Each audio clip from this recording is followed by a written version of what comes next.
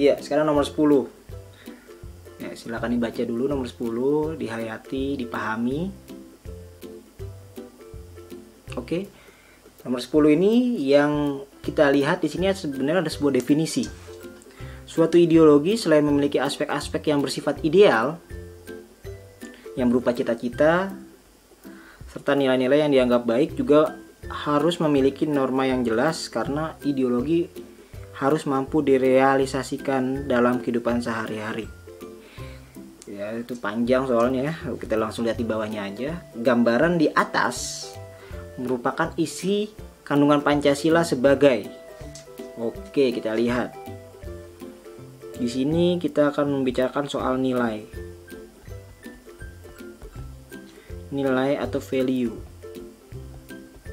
Nilai dalam ideologi Pancasila terdapat nilai dasar,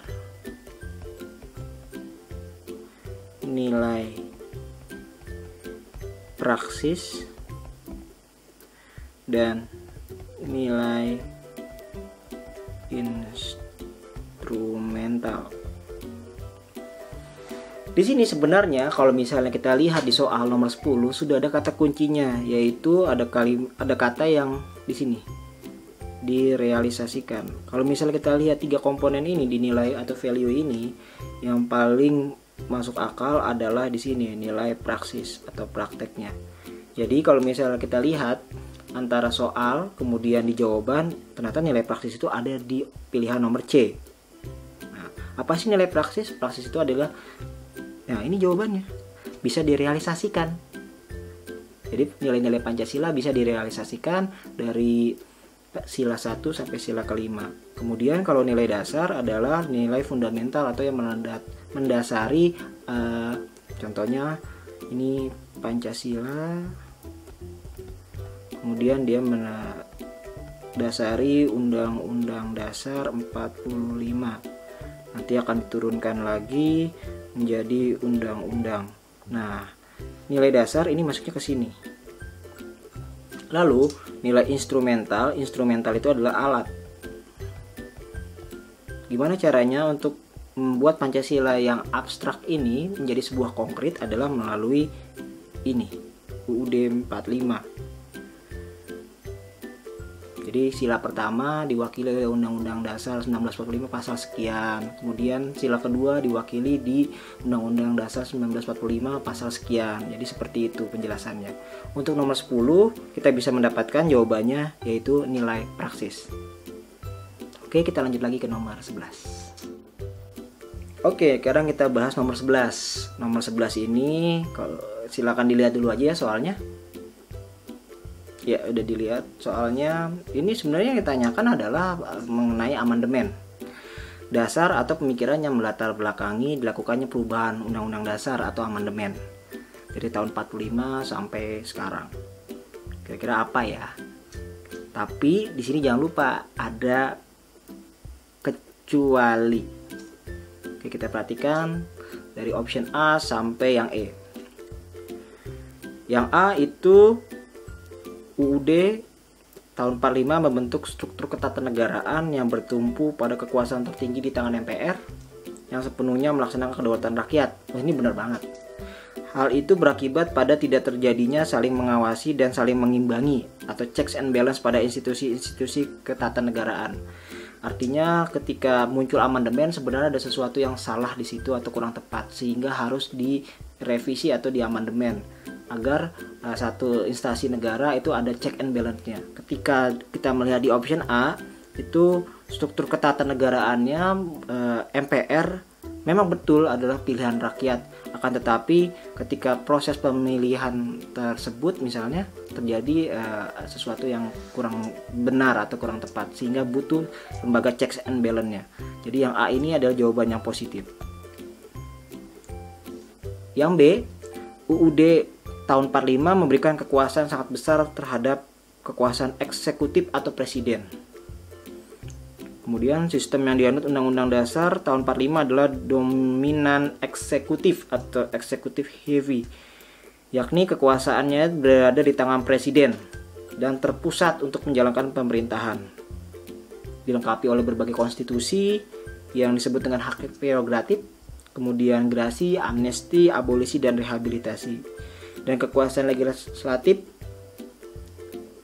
karena memiliki kekuasaan membentuk undang-undang. Jadi kalau yang B ini kalau kita lihat sebenarnya jawaban yang normatif, dan jawaban ini adalah jawaban betul. Yang C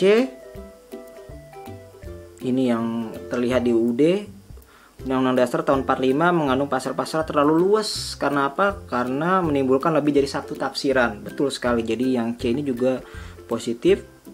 Sementara yang D, UUD tahun 45 tidak memberikan penjelasan dan memberikan arti apakah yang dimaksud dengan orang Indonesia asli, sehingga menjadi sebuah pertentangan, dan ini harus diamandemen. Maka jawaban yang D juga suatu yang dianggap positif.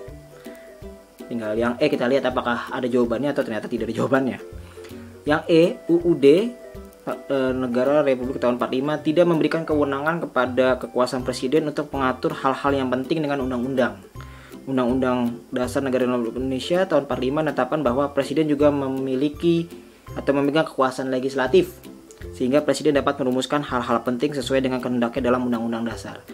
Ternyata di sini kita bisa lihat yang E ini ada kalimat ini, presiden juga memegang kekuasaan legislatif. Tidak ya, presiden tidak memegang kekuasaan legislatif. Itu ada 3 kekuasaan: eksekutif, legislatif, dan yudikatif. Selama pemerintahan Orde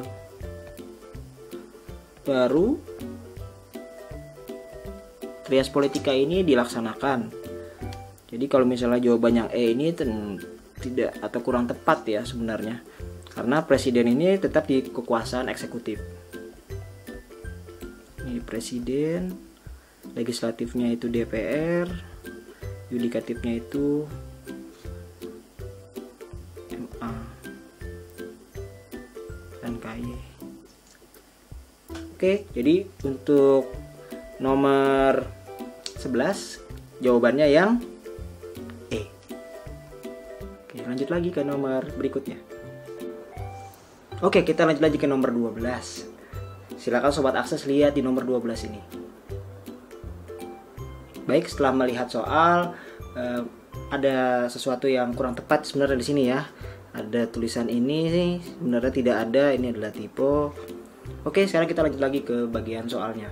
Di soal tersebut menanyakan mengenai perubahan Undang-Undang Dasar 1945 pada masa sidang BPUPKI, berbagai macam alasan dan penjelasannya.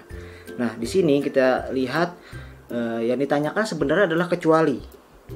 Jadi, sobat akses harus tahu isi dari perubahan Undang-Undang Dasar 1945 tersebut apa aja sih. Nah, kita akan lihat satu persatu. Yang bagian A ini sudah panjang lebar menjelaskan mengenai pembukaan Undang-Undang Dasar yang mengandung tentang berdirinya Negara Kesatuan Republik Indonesia. Dan kalau misalnya sobat akses lihat di modul ini sudah ada. Jadi nomor 1 ini kita anggap betul dan memang betul sebenarnya. Yang B, kesepakatan dasar. Jadi Undang-Undang Dasar itu adalah sebuah kesepakatan dasar yang mempertegas sistem pemerintahan presidensial. Walaupun di berikutnya terganti perubahan mengenai parlementer atau semi parlementer. Akan tetapi di Undang-Undang Dasar sebenarnya inilah kesepakatan dasar kita, yaitu sistem pemerintahannya adalah presidensial. Oke. Kemudian yang C mengenai penjelasan Undang-Undang Dasar Negara Republik Indonesia tahun 45 yang membuat hal-hal yang normatif ke dalam pasal-pasal atau batang tubuh. Jadi di dalam Undang-Undang Dasar itu terdapat juga mengenai batang tubuh, sehingga yang C ini juga betul. Kemudian yang D adalah kesepakatan perubahan Undang-Undang Dasar dilakukan dengan cara adendum. Artinya Undang-Undang Dasar tersebut di atas pasalnya yang awalnya, di bawahnya kalau misalnya dia ubah atau di amandemen harus menyertakan pasal yang sebelumnya. Jadi dia saling berkait. Ini disebut dengan adendum. Bisa dilihat di option di nomor D ini. Kemudian yang E, kesepakatan dasar menyempurnakan aturan dasar mengenai kehidupan bernegara berbangsa sesuai dengan perkembangan aspirasi, kebutuhan, serta kepentingan bangsa dan lain-lain. Ini sebenarnya adalah jawaban yang tidak ada. Memang sangat bagus kelihatannya, tapi di dalam hasil sidang tersebut ini option E tidak ada. Jadi kita kunci jawabannya adalah yang E.